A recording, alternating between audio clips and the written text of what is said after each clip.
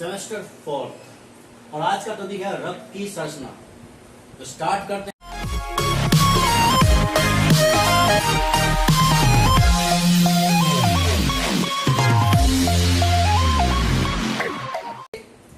शरीर के लिए सबसे इंपॉर्टेंट एक संयोजी ऊतक है जिसके माध्यम से हमारी पूरी बॉडी में ऑक्सीजन का परिवहन होता है, CO2 बाहर निकलती है और खाद्य पदार्थ प्रत्येक कोशिका तक पहुंचते हैं। तो रक्त एक तरल संयोजी ऊतक है, इसका रंग लाल होता है और ये मानव शरीर के भार का लगभग 8% होता है। pH 7 से अधिक, इसकी नेचर क्षारीय होती है और शरीर में परिवहन का माध्यम यही है। बताता कि खाद्य पदार्थों को जो पोषक तत्व होते हैं उन्हें प्रत्येक कोशिका तक पहुंचाना, फेफड़ों से ऑक्सीजन को प्रत्येक सेल तक पहुंचाना और भोज्य पदार्थों के दहन से जो CO2 बनती है उसे वापस फेफड़ों तक लाना रक्त का ही कार्य है। यह हृदय और रुधिर वाहिनियों के अंदर पूरे शरीर में परिक्रमण करता है, यानी लगातार घूमता रहता है। अब रक्त के भाग हैं। रक्त के मुख्य दो भाग होते हैं, प्लाज्मा और रुधानु। ये रुधानु जो होते हैं ये तीन प्रकार के होते हैं, चार प्रकार होते हैं। RBC जो इंपॉर्टेंट दो ही होते हैं, वैसे RBC और WBC। लेकिन आगे दो पार्ट होना इसके, तो पहला RBC, WBC ब्लड प्लेटलेट हो गया और स्पाइंडल सेल होती है। इसमें सबसे ज्यादा क्वेश्चन जो आपके RBC और WBC में पूछे जाते हैं। अब इसके बाद आप देखिए ध्यान से, जो श्वेत रक्त कणिकाएं हैं उन्हें दो भागों में बांटा गया है। ग्रेनुलोसाइट्स है और अग्रेनुलोसाइट्स होती है। अब इसमें ग्रेनुलोसाइट्स को फिर से तीन भागों में बांटा गया है। एसिटोफिल्स है, बेसोफिल्स है, न्यूट्रोफिल्स। फिर जो अग्रेनुलोसाइट्स होती है उसे बाद लिम्फोसाइट्स और मोनोसाइट्स में बांटा गया है। अब हम इसके बाद जो पढ़ेंगे, हम पहले पढ़ेंगे प्लाज्मा।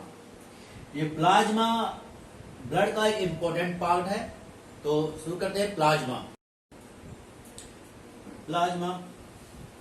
इसके पूरी थ्योरी का ना लेकर हमने पॉइंट्स में डिवाइड कर देना है। अगर आपको इसे पैराग्राफ के रूप में लिखना है तो आप सिंपल से एक साथ लिख सकते हैं।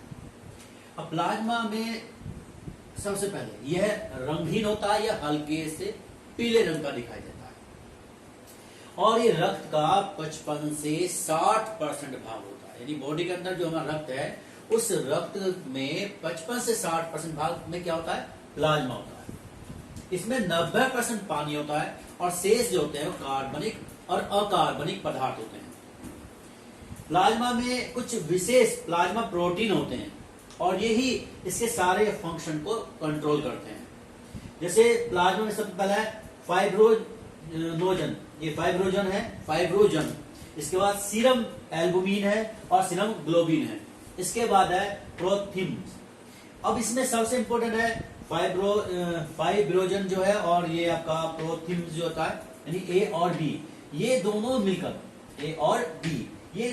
मिलकर रुधिर का थक्का बनाने में सहायता करते हैं। हम जानते हैं जब चोट लगती है लगातार खून बहता रहता है तो उसे हीमोफीलिया कहते हैं और इससे रोगी की मौत हो जाती है। अब चोट लगने के बाद कुछ खून बहता है, उसके बाद खून बहना रुक जाता है, वहां पर खून का थक्का बन जाता है और खून का जो थक्का बनता है उसमें हेल्प करता है फाइब्रोजन और साथ में प्रोटीन करता है। इसके बाद है एल्बुमिन। जो एल्बुमिन है वो इस ब्लड के प्राशन को नियंत्रित करता है, यानी उसे निर्धारित करता है प्राशन कब होना है और कब नहीं होना है। एंटीबॉडीज के रूप में कार्य कौन करता है, वो C है, ग्लोबिन। जो सीरम ग्लोबिन है वो काम करता है एंटीबॉडीज का।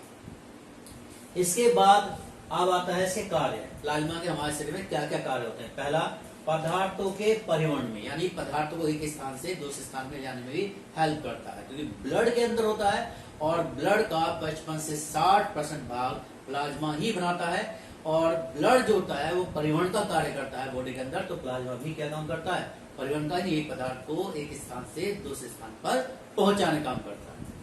फिर दूसरा, रुधिर का थक्का। बताया था मैंने आपको, दो प्रोटीन्स होते हैं, फाइब्रोजन और कौन सा था, प्रोथ्रोम्बिन जो होता है, ये दोनों मिलकर ब्लड की क्लोटिंग करते हैं, जिससे चोट लगने पे रुधिर अधिक समय तक नहीं बहता। फिर आता है प्रतिरक्षा, एंटीबॉडीज। ये एंटीबॉडी काम कौन करता है? ग्लोबिन करता है। तो ये बॉडी की प्रतिरक्षक क्षमता को बढ़ाने का कार्य करता है। पीएच को कंट्रोल, अभी बताया था कि पीएच जो होता है वो क्षारीय होता है कुछ, यानी 7 से ज्यादा, 7 से ज्यादा होता है, तो उसके पीएच को कंट्रोल करता है हमारा प्लाज्मा। फिर ताप को नियंत्रित करता है, बॉडी के टेम्परेचर को भी कुछ हद तक मेंटेन करके रखता है। साथ में CO2 का निस्तारण, यानी जो हमारे सेलों के अंदर CO2 बनती है, वो CO2 को भी कुछ हद तक यही नियंत्रित करता है और उसे हीमोग्लोबिन के साथ फेफड़ों में पहुंच जाता है। अगला टॉपिक पढ़ते हैं हम RBC।